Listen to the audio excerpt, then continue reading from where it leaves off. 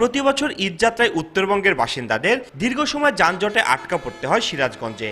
বিশেষ করে যমুনা সেতু পশ্চিম সংযোগ থেকে হাটিকুমরুল মোড় পর্যন্ত যানজট তৈরি হয়। তবে এবারের চিত্র অনেকটাই ভিন্ন। সাসেক 2 প্রকল্পের আওতায় যমুনা সেতু সংযোগ মহাসড়কটি 4 লেনে উন্নীতকরণের কাজ শেষ হয়েছে 80%। পাশাপাশি গুরুত্বপূর্ণ পয়েন্টে নির্মিত আন্ডারপাস, ওভারপাস ও ফ্লাইওভারগুলো খুলে দেওয়া হয়েছে।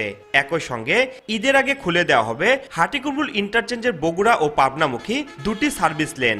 ফলে এবছর এই মহাসড়ক ব্যবহারকারীদের ঈদ যাত্রা অনেকটা স্বস্তির হবে বলছেন সংশ্লিষ্টরা।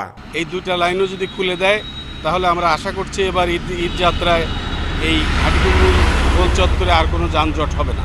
পশ্চিম ধরেন এই এলেঙ্গার থেকে পর্যন্ত 4 লাইন হয়ে গেছে, আশা করা হয় অনেক ভালো হবে। পুলিশ প্রশাসন আছে, ওরা দিলে আমাদের একটু সহযোগিতা করে, আলহামদুলিল্লাহ এবার অনেক ভালো ঈদ যাত্রা হয়ে যাবে ইনশাল্লাহ। আমি আর ম্যাগি, স্বাদ ও ভালোবাসার দারুণ জুটি ফ্রম নেসলে। প্রকল্প সংশ্লিষ্ট বলছেন মহাসড়কের কয়েকটি স্থানে জরুরি মেরামত চলছে, আর ঈদ যাত্রায় যাত্রীদের নিরাপত্তায় কঠোর অবস্থানে পুলিশ। ঢাকা থেকে যে বগুড়া আছে সেই পর্যন্ত আমাদের 4 লেনের একটি সড়ক সার্ভিস লেন, এটা আমরা চালু করে দিব। এছাড়াও ঢাকা থেকে পাবনা চালু করে দিব সার্ভিস সড়ক। আশা করা যায় এইবারের ঈদ উল ফিতরে জ্যাম লাগার সম্ভাবনা খুবই কম। বিভিন্ন পয়েন্টে পয়েন্টে পুলিশ মোতায়েন করব। দ্বিতীয়ত মোবাইল ডিউটি থাকবে এবং তৃতীয়ত সাদা পোশাকে পুলিশ সদস্যরা থাকবে।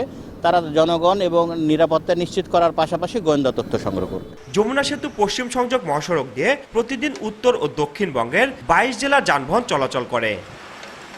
রিঙ্কু কুন্ডু, সময় সংবাদ, সিরাজগঞ্জ।